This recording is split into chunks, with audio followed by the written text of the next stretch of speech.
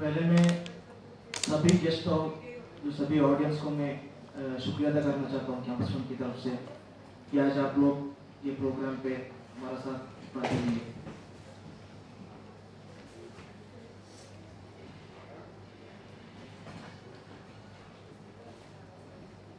तो हमें मालूम है कि ये जो पूरा देश में एक टोटलिटेरियन एक हुकूमत जो चल रहा है, कंप्लीट एक डिक्टेटरशिप का एक हुकूमत जो हमारे देश में अभी जो चल रहा है, जो हमारे देश का नागरिक लोग हैं बहुत तकलीफ के जर जी रहे।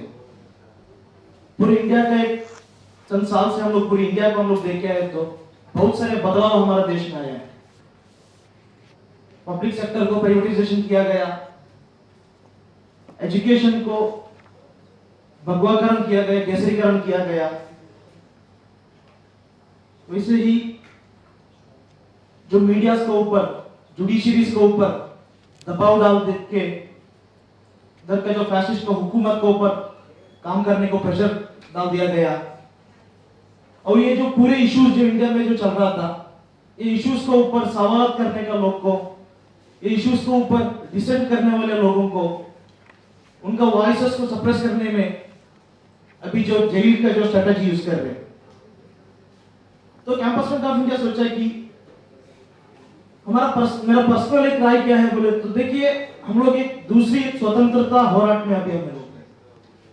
पहले जो एक स्वतंत्रता संग्राम इंडियंस और ब्रिटिश का बीच में था बोले तो अभी का जो एक स्वतंत्रता संग्राम इंडियंस और इधर का जो फैसिस्ट का बीच में जो चल रहा है।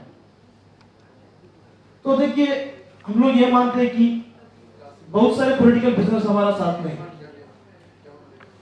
सो ये लोग का जो उनके जो सैक्रिफाइस है, उनके जो डेडिकेशन है, उनके जो स्ट्रगल है, तो ये आगे वाले आने वाले जनरेशन क्या होना है ये सीखना बहुत जरूरी है, इसको समझना बहुत जरूरी है। आगे आने वाले जनरेशन को ट्रिब्यूट टू पॉलिटिकल बिजनेस एक मोदी एक्टिविस्ट बुक एक बेंचमार्क होना बल्कि हम लोग चाहते हैं। तो ये बुक में हम लोग अभी जो पहले एडिशन में हम लोग सिर्फ 36 लोगों का पॉलिटिकल बिजनेस का नाम डाल के हम लोग पब्लिश किए। तो आगे भी इसका दूसरी जो सीजन है और भी ज्यादा पॉलिटिकल बिजनेस जो इंडिया में अभी जेल का अंदर है, सलाखों के पीछे है, उनको डाल के हम लोग क्या करेंगे आउट इंशाल्लाह आगे आने वाले दिन में हम लोग करेंगे। तो देखिए, मैं जैसे बोला था, इंडिया अभी ओपनली जो हिंदुत्व का हुकूमत में चल रहा है। आपको मालूम है कि 2 दिन का पहले तीसरा सेटलमेंट का अरेस्ट हुआ, श्री कुमार फॉर्मर डीजीपी का अरेस्ट हुआ।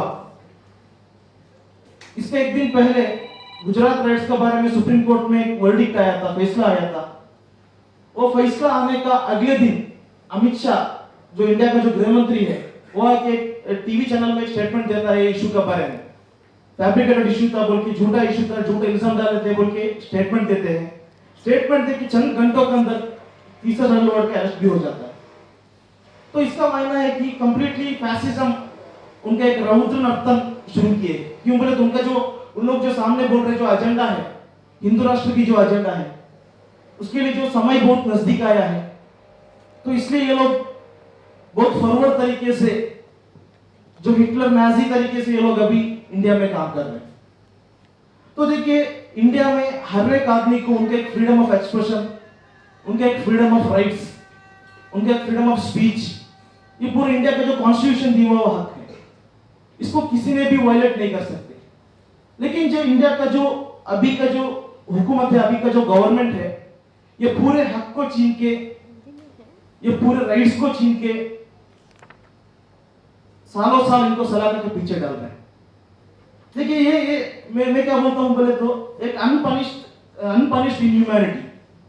स्टैन स्वामी को आप देखिए, स्टैन स्वामी को किधर भी सजा नहीं मिले, लेकिन एक इनह्यूमन अमानवीय तरीके से उनका साथ पेशा किया गया। 84 इयर्स का बहुत ओल्ड आदमी, उनका ट्रीटमेंट के लिए गवर्नमेंट से, कोर्ट से उनके हक के लिए मांगते थे, लेकिन हक नहीं मिलता था। आखिरी दम तक लड़ के हमारे साथ वो गुजर गए, हम लोग को छोड़ के गए। तो कंप्लीटली बीजेपी गवर्नमेंट नहीं तो इधर के जो अभी को जो हुकूमत, अलग अलग missionaries, ED, NIA, IT department अलग अलग मिशनरीज को यूज करके कंप्लीटली इंडिया को उनका कब्जे में लेने की, इंडिया को उनका कंट्रोल में लेने की कोशिश कर रहे हैं। कौन भी बात किए तो इमीडिएटली ईडी का नोटिस आएगा। अभी आपको मालूम है संजय रावत जो महाराष्ट्र का जो शिवसेना का लीडर है, उनको ईडी का नोटिस आया। आपको मालूम है कि पॉलिटिकल कॉन्फ्लिक्ट जो चल रहा है महाराष्ट्र के अंदर, अभी जो 30 सितंबर को जो अरेस्ट किया, ईडी का इशू बोल के अरेस्ट किया।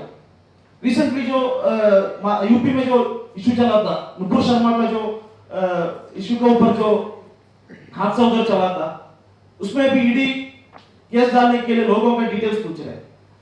तो कंप्लीटली लोगों को डरा के बिठाना, अगर ये लोग नहीं डरे तो, अगर ये लोग डरने को रेडी नहीं है बोले तो इनको ऊपर केसेस डालना, नहीं तो उनको कुछ डिजायर्स दे कि उनको इनका साइड पे करना। अभी हम लोग देखिए रंजन गोगोई जो बाबरी का जो वर्डिक्ट दिए थे, उसका बाद में वो बीजेपी का राज्यसभा एमपी बने। तो वैसे अलग अलग सेक्टर्स लोग को या इनको मिटाने की कोशिश किया जाता है, नहीं तो इनको परचेस करने की कोशिश किया जाता है। जस्टिस लोया को हम लोग देखे क्या हालत हुआ, अभी बहुत सारे पॉलिटिकल बिजनेस का क्या हालत हुआ। भीमा कोरेगांव में जैसे बोले 16 पॉलिटिकल बिजनेस से, इनका गुनाह क्या था? इनका गुनाह ये सिर्फ यह था कि ये लोग क्या किए हैं, बीजेपी के खिलाफ बात किए हैं, इधर का फैसिज्म पॉलिसी के खिलाफ बात किए हैं, इधर का एंटी पीपल पॉलिसी का खिलाफ बात किए हैं, यही था उनका गुनाह। इनको हर एक आदमी को पक्के तरीके से लिंक किया गया, इनको स्पाई किया गया, बग किया गया, तो ऐसे करके इनको सभी लोग को जेल के अंदर डाल दिया गया। हथरस का जो हादसा आपको मालूम है, हथरस में जो रेप एंड मर्डर हुआ था, वो जो विक्टिम को देखने के लिए कैंपसमेंट का दिन लीडर्स लोग जाते थे, जाने का टाइम उनको मतलब टोल गेट में रुका दिया गया, रुका के उनको ऊपर यूएपी डाल के अरेस्ट किया गया।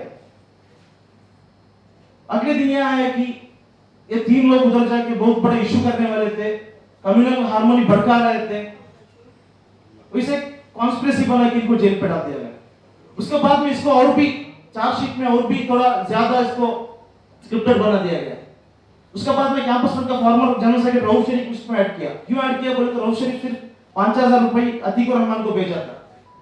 तो चार्जशीट में यह है कि 5000 रुपए अतीकुर रहमान और मसूद लेके जो यूपी में जाके बहुत बड़ा कम्युनल वायलेंस ब्लास्टिंग को प्लान कर रहे थे, यह था चार्जशीट के अंदर। उसके बाद में फिर से 2 मुसलमानों को यूपी में, जो केरला के 2 मुसलमानों को यूपी में अरेस्ट किया गया। अरेस्ट किया करके उनका पास बम मिला है, उनका पास एक्सप्लोसिव मिला है करके बोल के उनको भी ये चार्जशीट में ऐड किया गया। तो ये स्टेप बाय स्टेप अलग अलग ऑर्गेनाइजेशंस को, अलग अलग मूवमेंट्स को, अलग अलग एक्टिविस्ट को इधर खत्म करने की कोशिश चल रहा है। तो देखिए ये पॉलिटिकल बिजनेस बात आज का नहीं है। ये स्वतंत्र संग्राम का जो टाइम पे 1929 पे हम लोग देखे हैं, जब भगत सिंह जेल में थे, उन लोग एक उपवास सत्याग्रह हंगर स्ट्राइक हो गए थे। हम लोग को क्या होना है, पॉलिटिकल बिजनेस का एक डिग्निटी मिलना है हम लोग को। नॉर्मल बिजनेस से ज्यादा पॉलिटिकल बिजनेस को एक डिग्निटी मिलना है, वो भी एक बहुत हंगर स्ट्राइक हो गए थे। हम लोग को कब तक पॉलिटिकल बिजनेस का डिग्निटी नहीं मिलते तब तक हम लोग भूखे रहते करके एक हंगर स्ट्राइक हो गए थे। तो ये जो डिग्निटी है पॉलिटिकल बिजनेस को, जेल के अंदर जो डिग्निटी मिलना था, वो अभी किसी को भी नहीं मिल रहा है। इंडिया में आप बहुत सारे इश्यूज देखिए एक अच्छा तरीके से टैक्टिक्स ये लोग यूज कर रहे हैं।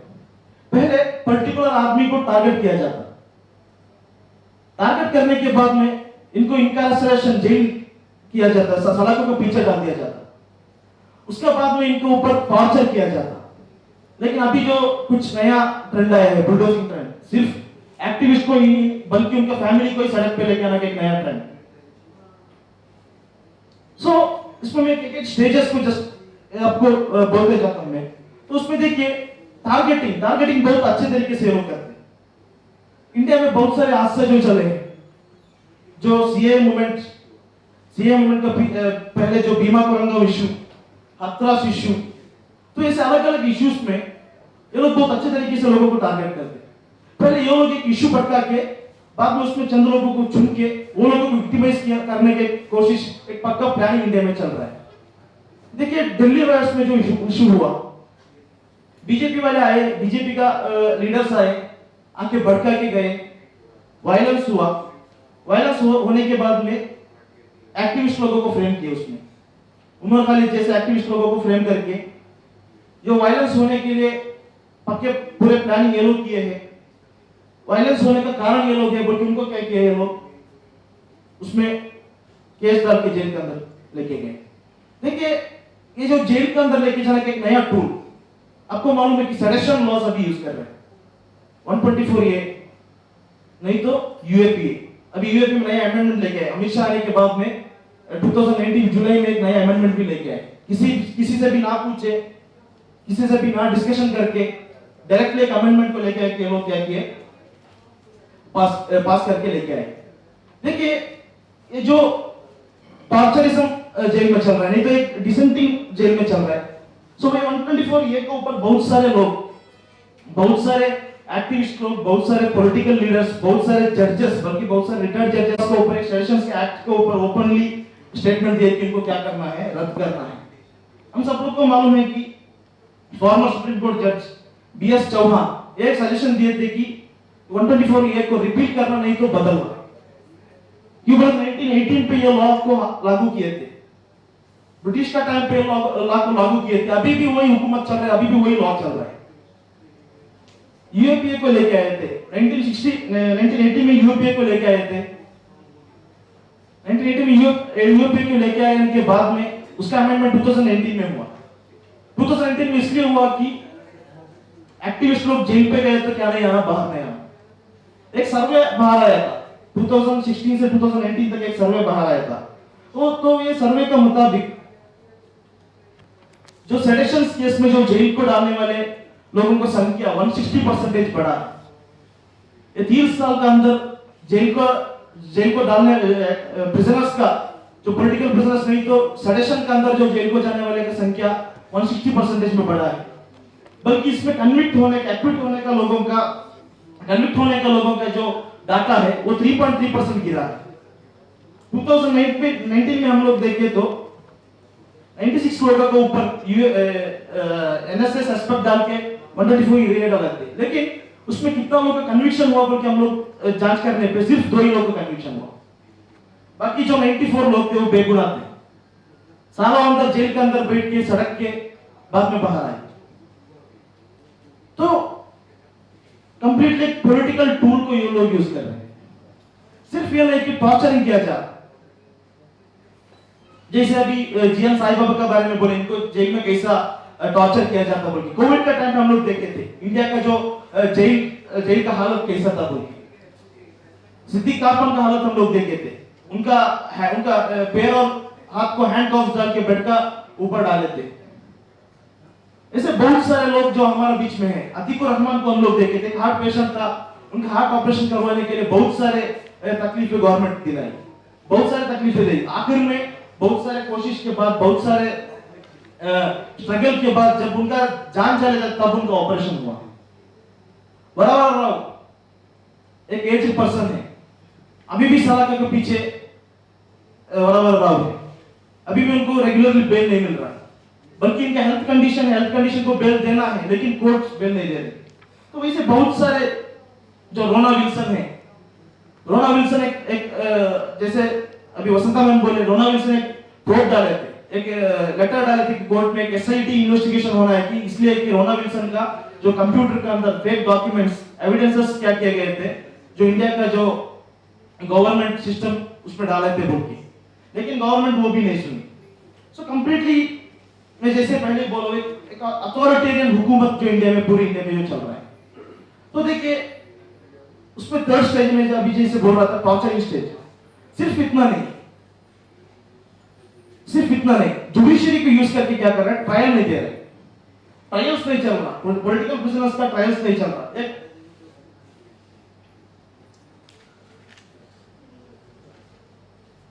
एक बात है, ट्रायल विदाउट ट्रायल, ये अभी इंडिया में चल रहा। ट्रायल चल रहा लेकिन केसेस नहीं बुला रहे, अगर केसेस बुलाए तो भी अगले महीने का डेट्स दे रहे। अभी जो हमारा 3 लीडर्स हाथरस केस का अंदर है, उनका भी यही हालत, पिछले तकरीबन 2 साल से हर महीने उनका केस बुला रहे, केस बुला के हियरिंग नहीं चलता, अगले महीने को पोस्टपोन कर जाता है। बहुत सारे लोगों को बेल रिजेक्ट किया जाता है। तो जुडिशरी भी इनका जो प्रेशर के नीचे आए, इंडिया का जुडिशियरी का जो प्रेशर के नीचे, जो फैसिस्ट को हुकूमत के नीचे आके अभी काम कर रहे हैं। हम लोग देखते थे चंद साल पहले एक 5 जज आके उनके ऊपर कैसा प्रेशर है, जुडिशियरी के ऊपर जो फैसिज्म का प्रेशर कैसा है करके बोले थे। तो ये जो ट्रायल का जो प्रोसीजर है, इसमें ये जो प्रोसीजर का अंदर जो पॉलिटिकल प्रिजनर्स सालों साल जेल के अंदर बैठ के बाद में बाहर बेगुनाह आके बाद में उनकी कंप्लीट लाइफ रुइन हो जाता, तो ये टॉर्चरिंग प्रोसीजर है। और भी एक बात क्या है बोले तो देखिए, ये जो इशू है, जो पॉलिटिकल प्रिजनर्स का जो अरेस्ट है, इनके जो सलाखों के पीछे डालना है, वो अभी जनरलाइज हो चुका है। यह बहुत बड़ा खतरा है इंडिया के लिए, यह बहुत बड़ा खतरा है। तीसरा का अरेस्ट हुआ, अरेस्ट हो जाते, हम लोग को क्या फायदा है, हम लोग को क्या तकलीफ है। उमर खालिद अरेस्ट हुआ, अरेस्ट हो जाता, हम लोग को क्या तकलीफ है। कंप्लीटली ये बात जो पूरी बात है एक जनरलाइज हो जाता। फैसिस्ट हुकूमत का अंडर ये होता, फैसिस्ट के खिलाफ बात करके चले जाता, तो हमें क्या भी नहीं कर सकते। तो इसका खिलाफ हमारा आवाज उठना चाहिए, वो आवाज एकता से होना चाहिए, यूनिटी से होना चाहिए। देखिए बहुत एक अफसोस का बात है कि पॉलिटिकल प्रिजनर्स के अंदर चंद समय में हम लोग देखते हैं कि good political prisoner, guilty political prisoner, चंद लोग को इधर का जो स्टेट है बहुत अच्छी तरीके से फैब्रिकेशन किया जाता है। अभी एग्जांपल शाहरुख पठान है, जो यूपी में जो केरला से अरेस्ट हुए थे, अंशुल फिरोज थे, उनको थोड़ा क्या है अच्छा तरीके से फ्रेम किए थे। इनके पास एक्सप्लोसिव मिला है, इनके पास बॉम्ब्स मिला है, टेररिस्ट एक्टिविटीज को गए थे। सो इमीडिएटली सिविल सोसाइटी ये बात का अंदर आते हैं कि ये लोग थोड़े गिल्टी पॉलिटिकल प्रिजनर है, बाकी के चंद लोग हैं गुड पॉलिटिकल प्रिजनर। ये भी बहुत डेंजरस की बात है। देखिए हर एक पॉलिटिकल प्रिजनर, हर एक एक्टिविस्ट को पक्के तरीके से फ्रेम करके झूठा इल्जाम लगा के जेल में डाला है। तो इसके खिलाफ भी हम लोग क्रिटिसिज्म करना है। ये जो कॉन्सेप्ट के ऊपर हमें क्रिटिसिज्म चलना है, क्यों चलना है बोले, ये जो कॉन्सेप्ट है guilty political prisoner and good political prisoner, इसका जो फायदा है ये फैसिज्म के ऊपर चलेगा। तो ये कॉन्सेप्ट में हम लोग बात करना है, ये कॉन्सेप्ट के ऊपर हम लोग हमारा आवाज उठाने का बहुत जरूरत है। तो मैं मेरा बात खत्म करते आता हूं। तो देखिए ये डिसेंटिंग बोले तो एक डेमोक्रेसी का एक वाव है, एक डेमोक्रेसी का एक सोल है। बिना डिसेंटिंग, बिना क्रिटिसिज्म डेमोक्रेसी अच्छे तरीके से नहीं चलता। हर एक टाइम पे हर एक गवर्नेंस को, हर एक टेरिटरी को क्रिटिसिज्म किया है, अभी भी करेंगे और भी हम लोग करेंगे। अगर ये जो क्रिटिसिज्म करके हमारे ऊपर आप लोग केस डालेंगे, जेल को डालेंगे, ये पूरे के लिए इंडिया का जो सोसाइटी है, नागरिक सोसाइटी है, ये पूरे सोसाइटी फेस करने के लिए रेडी है। अभी जो फैसिज्म सिर्फ इंडिया में पावर के ऊपर काम चल रहा है, पावर का लेके काम चल रहा है। अभी महाराष्ट्र में आप देखिए ऑपरेशन बीजेपी करके लोग क्या कर रहे हैं, बीजेपी को लोगों के लेके आ रहे हैं। उधर के लोगों का जो दिल है वो बीजेपी के साथ नहीं, तो पैसा देके दूसरे कुछ डिजायर देके इनके साथ में लेके आ रहे हैं। तो इसका खिलाफ हम लोग बात करना है, डिसेंटर्स को हम लोग जिंदा रखना है, डिसेंटिंग को हम लोग जिंदा रखना है। या अभी का जो सिचुएशन का बहुत जरूरी है, ये सिचुएशन का बहुत जरूरत भी है। तो उसका साथ में ही एक और बात क्या है बोले तो यूनिटी का बहुत जरूरत है, यूनिटी का बहुत जरूरत है। इसका जो बहुत कमी हमें महसूस हो रही है। कुछ प्रोग्राम ये लोग रखे तो हम लोग नहीं जाते हैं, कुछ प्रोग्राम वो लोग रखे तो हम लोग नहीं जाते हैं, उनका साथ हम लोग नहीं जुड़ते, इनका साथ हम लोग नहीं जुड़ते। देखिए फैसिज्म को संगठन नहीं है, फैसिज्म को लोग नहीं है, फैसिज्म को रिलीजन नहीं है, फैसिज्म को क्या भी नहीं है। फैसिज्म को सिर्फ उनका एनिमी है। फैसिस्ट लोगों को छोड़ के बाकी सब लोग उनके एनिमी है। सभी लोगों को ऊपर जो इनका फैसिज्म का जो ब्लैक डॉट है ये छपेगा, जरूर छपेगा। तो हम लोग यूनिटेड तरीके से इसको हम लोग रेजिस्टेंस करने की जरूरत है। अगर रेजिस्टेंस किए तो ही एक डिग्निफाइड जिंदगी हम लोग जी सकते हैं। हमारा एग्जिस्टेंस इधर रहना बोले तो एक डिग्निफाइड रेजिस्टेंस का जरूरत है, उसका साथ में हम लोग जुड़ के सब साथ मिलके जुड़ने का जरूरत है। एक दिन आएगा वो जो दिन में जो अभी सलाखा का पीछे ये लोग जो बैठे हैं, ये लोग वो सलाखा फोड़ के बाहर आने के एक दिन आएगा, जो इनका हाथ में जो डाला हुआ जो ये है उसको हम लोग फेंकने के एक दिन आएगा। वो दिन में जो इधर का जो फैसिज्म सिर्फ हिस्ट्री बन के रहेगा, वो दिन का हम लोग उम्मीद करते हुए मेरा बात को मैं खत्म करता हूं।